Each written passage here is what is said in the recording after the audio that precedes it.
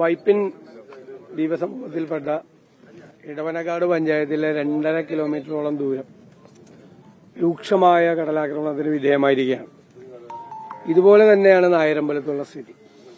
ഈ 2.5 കിലോമീറ്റർ ദൂരം ഇവിടെയും നായരമ്പലത്തും ഉള്ള സാധാരണക്കാരായ മനുഷ്യരാണ് ഇവിടെ ജീവിക്കുന്ന തീരപ്രദേശത്ത്. അവരുടെ ജീവിതം അസാധ്യമാകുന്ന തരത്തിലാണ് ഈ കടലാക്രമണം ഉണ്ടായിരിക്കുന്നത്.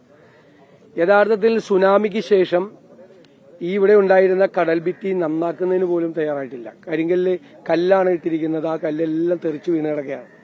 അത് മെയിന്റനൻസ് നടത്തിയാൽ തന്നെ താൽക്കാലിക ആശ്വാസവും. അത് മെയിന്റനൻസ് നടത്താതെ സർക്കാരും ദുരന്ത നിവാരണ വകുപ്പൊക്കെ ചെയ്യുന്നത് ജിയോ ബാഗുകൾ കൊണ്ടുവന്ന് വയ്ക്കുകയാണ്. കരിങ്കല്ല് തെറിച്ചു പോകുന്ന കടലാക്രമണം നടക്കുന്ന സ്ഥലത്ത് ഈ ചാക്കിൽ കെട്ടി മണൽ സൂക്ഷിച്ചാൽ ആ ചാക്കോടുകൂടി അത് അഴിഞ്ഞ് ആ ചാക്ക് പല വീടുകളിൽ കയറിയിരിക്കുകയാണ്. അവരുടെ മത്സ്യം വളർത്തുന്ന സ്ഥലങ്ങളിലൊക്കെ എത്തിയിരിക്കുകയാണ്. അത്ര അപകടകരമായ രീതിയിലാണ്. കുഞ്ഞുങ്ങൾക്ക് സ്കൂളിൽ പോകാൻ പറ്റുന്നില്ല, പ്രായമായവർക്ക് വീട്ടിൽ പോകാൻ പറ്റുന്നില്ല, സുഖമില്ലാത്തവർക്ക് ആശുപത്രിയിൽ പോകാൻ പറ്റുന്നില്ല. ഒന്നും ചെയ്യുന്നില്ല, ഒരു കാര്യം ചെയ്യുന്നില്ല.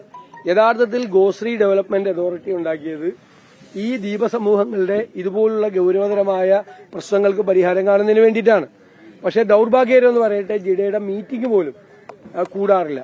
ജിഡയിൽ നിന്നുള്ള ആവശ്യമായ തുകയെടുത്ത് ഈ കടൽഭിത്തി നിർമ്മിക്കുക, നേരത്തെ തന്നെയുള്ള IITയുടെ റിപ്പോർട്ട് അടക്കമുള്ള ശാസ്ത്രീയമായ മുഴുവൻ പഠനങ്ങളും നടത്തിയിട്ടുണ്ട്.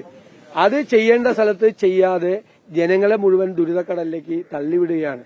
അത് നമുക്ക് സങ്കല്പിക്കാൻ പോലും കഴിയാൻ പറ്റാത്ത ദുരിതപൂർണമായ ജീവിതമാണ് ഈ തീരപ്രദേശത്തെ സാധാരണക്കാര് വഹിക്കുന്നത്. അവരുടെ കണ്ണിൽ നിന്ന് കണ്ണുനീരല്ല, ചോരയാണ് വരുന്നത്.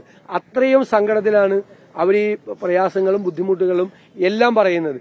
ഇവിടെ ഫിഷറീസ് വകുപ്പ് 2000 കോടി രൂപയുടെ പാക്കേജ്, 5000 കോടി രൂപയുടെ പാക്കേജ് എല്ലാം പ്രഖ്യാപിക്കും. 1 രൂപ പോലും അതിന്റെ പേരിലൊന്നും ചെലവാക്കിയിട്ടില്ല. ഞാൻ നിയമസഭയിൽ പല പ്രാവശ്യം പറഞ്ഞാണ്, തീരദേശ പാക്കേജ് എന്ന് പറഞ്ഞിട്ട് 1 രൂപ പോലും അതിനുവേണ്ടി ചെലവാക്കുന്നില്ല. മന്ത്രിയുടെ നേതൃത്വത്തിൽ എല്ലാ നിയോജകമണ്ഡലത്തിലും തീര സദസ്സുകൾ നടത്തി. ഇവിടെ വന്ന് എന്തെല്ലാം വാഗ്ദാനങ്ങളാണ് ഈ പാവപ്പെട്ട ആളുകൾക്ക് കൊടുത്തത്. അതൊന്നും ചെയ്തിട്ടില്ല.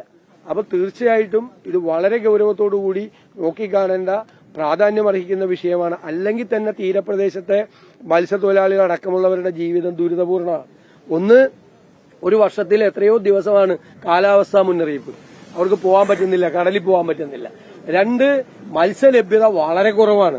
3, 40 രൂപ മണ്ണെണ്ണയ്ക്ക് ഉണ്ടായിരുന്ന കാലത്താണ് 25 രൂപയുടെ സബ്സിഡി ഉമ്മൻചാണ്ടി സർക്കാർ കൊടുത്തത്. ആ 40 രൂപ മണ്ണെണ്ണയ്ക്ക് ഉണ്ടായിരുന്ന കാലത്ത് 25 രൂപ സബ്സിഡി കിട്ടുമായിരുന്നെങ്കിൽ ഇന്ന് 120 രൂപ മുതൽ 140 രൂപ വരെയാണ് മണ്ണെണ്ണയ്ക്ക്. അപ്പോഴും സബ്സിഡി 25 രൂപയാണ്. തമിഴ്നാട് മുഴുവൻ സബ്സിഡി കൊടുക്കുകയാണ് മത്സ്യത്തൊഴിലാളികൾക്ക്. ഇവിടെ ജീവിതം ദുരിതമാണ്. അതിന്റെ മീതെയാണ് ഈ തീരശോഷണവും ഈ കടലാക്രമണവും. അവരുടെ വീടിനകത്താണ് വെള്ളം. വീടെല്ലാം കേടുപാടുകൾ പറ്റിക്കഴിഞ്ഞു. ഏത് സമയത്തും തകർന്നു വീഴാവുന്ന തലത്തിലേക്ക് വീടുകളാവുകയാണ്. എനിക്ക് സംശയം, എന്തുകൊണ്ടാണ് ഇത് ഇങ്ങനെ ഇടപെടാത്തത്?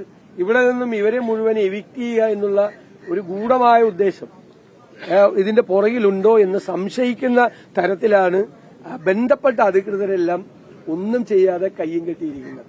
അപകടമാണ്. ഇത് ഗൌരവത്തോടുകൂടി ഈ ആഴ്ച തന്നെ ഞാൻ തന്നെ നിയമസഭയിൽ ഉന്നയിക്കും. ഇതിന് പരിഹാരമുണ്ടാക്കുന്നത് വരെ എന്റെ തൊട്ട് അയൽ നിയോജകമണ്ഡലം കൂടിയാണ്, സഹോദരങ്ങളാണ്. അവരുടെ ഈ പ്രശ്നത്തിന് പരിഹാരം കാണുന്നതുവരെ ഞങ്ങളെല്ലാവരും ശ്രദ്ധിക്കും. ഇത് കേന്ദ്ര ഗവൺമെന്റിലേക്ക് പോലും പ്രോജക്ടുകൾ കൊടുത്തിട്ടില്ല. കാരണം ഞങ്ങൾ MP-മാർ ഹൈബി ഈഡന്റെ നേതൃത്വത്തിൽ ഏതെങ്കിലും പ്രോജക്ടുകൾ സംസ്ഥാനത്ത് തീരപ്രദേശത്തുണ്ടെങ്കിൽ കേന്ദ്ര ഗവൺമെന്റ് കൊടുത്തിട്ടുണ്ടെങ്കിൽ നമ്മുടെ MP-മാരുടെ നേതൃത്വത്തിൽ സമ്മർദ്ദം ചെലുത്താമെന്ന് കരുതി. അപ്പോ MP-ക്ക് കിട്ടിയ ഉത്തരവ്, ഹൈബി ഈഡൻ MP-ക്ക് കിട്ടിയ ഉത്തരവും സംസ്ഥാന ഗവൺമെന്റിന്റെ തീരപ്രദേശത്ത് ഇത്തരം കാര്യങ്ങൾ ചെയ്യുന്നതിനുള്ള ഒരു പ്രോജക്റ്റും സെൻട്രൽ ഗവൺമെന്റിന്റെ മുൻപാകെ സമർപ്പിച്ചിട്ടില്ല എന്നാണ്. അതും വലിയ ഞെട്ടലുളവാക്കുന്ന കാര്യമാണ്. കാരണം MP-മാർക്ക് പ്രോജക്ട് കൊടുക്കാൻ പറ്റില്ല കേന്ദ്ര ഗവൺമെന്റിന്. കേന്ദ്ര ഗവൺമെന്റിന് പ്രോജക്ട് കൊടുക്കുന്നത് ത്രൂ സ്റ്റേറ്റ് ഗവൺമെന്റാണ്. അത് കൊടുത്താൽ അത് നേടിയെടുക്കുന്നതിനുള്ള സമ്മർദ്ദം ഞങ്ങളുടെ എല്ലാ MP-മാരെ അണിനിരത്തിക്കൊണ്ട് കേന്ദ്രത്തിൽ ഞങ്ങൾ ചെയ്യുമെന്നുള്ളൊരു വാക്കുകൂടി ഈ അവസരത്തിൽ പറയാണ്. ഇതിന് പരിഹാരമുണ്ടാക്കുന്നതിന് വേണ്ടി എല്ലാ തരത്തിലുള്ള സമ്മർദ്ദം ചെലുത്തും. എന്നിട്ടും നടപടിയായില്ലെങ്കിൽ അതൊരു വലിയ പ്രക്ഷോഭണമായി തീരപ്രദേശം പ്രക്ഷോഭണത്തിലേക്ക് അവരെ വിടാതിരിക്കുന്നതാണ് നല്ലത്. സാധാരണ പ്രക്ഷോഭണം പോലെ ആയിരിക്കില്ല തീരപ്രദേശത്തെ ജനങ്ങൾ പ്രക്ഷോഭണം നടത്തിയാൽ.